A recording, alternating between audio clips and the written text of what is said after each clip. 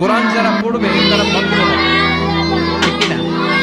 এই জন্য যে মা বাবারা ছেলেমেয়েদেরকে ভদ্র বানাতে চান, ছেলেমেয়েদেরকে এই একটা বই পড়ায় দেন, বইটার নাম, এই জন্য আমি সবসময় বলি, teach your children the Holi Quran. The Holi Quran will teach your children everything in the world. আপনি আপনার ছেলেকে শুধু এই কোরআনটা শিখায় দেন, এই কোরআন আপনার ছেলের গোটা বিশ্বটা শিখায় দেবে, ঠিক কিনা? কারণ কোরআন পড়লে আপনার ছেলে ভদ্র হবে, মার্জিত হবে, সুশিক্ষিত হবে। কারণ কোরআনের প্রথম কথাই হচ্ছে পড়ো। কোরআনের প্রথম কথা কি? মুসলমানদের না পড়ে উপায় আছে? কথা বলেন। আপনার যখন মন ভালো থাকবে আপনি পড়বেন, আপনার মন খারাপ তখনও পড়বেন। সুস্থ আছেন পড়েন, অসুস্থ পড়েন, দেশে আছেন পড়েন, দেশের বাইরে পড়েন, মারা যাচ্ছেন তখনও পড়বেন, পড়তে পড়তে পড়বেন, ঠিক কিনা? অনেকে বলবে হুজুর মরতে আসি আবার কি পড়বেন? তখন পড়বেন লা ইলাহা মুহাম্মাদুর। কোরআনের প্রথম কথা হচ্ছে ইকরা। কোরআনের প্রথম কথা কি? Read in the name of your Lord who has created. পড়ো তোমার প্রভুর নামে যিনি তোমায় শিখিয়েছেন। আল কোরআনের প্রথম বাণী পড়ো, আল হাদিসে নবীর কথা পড়ো।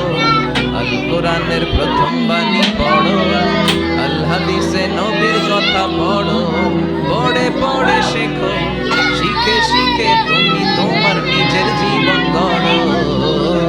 সুবহানাল্লাহ পড়েন। পড়ে পড়ে কোরআন পড়ে পড়ে কোরআন থেকে আলো নিয়ে নিজেকে আলোকিত করে নিজের জীবন গড়তে হবে, ঠিক কিনা?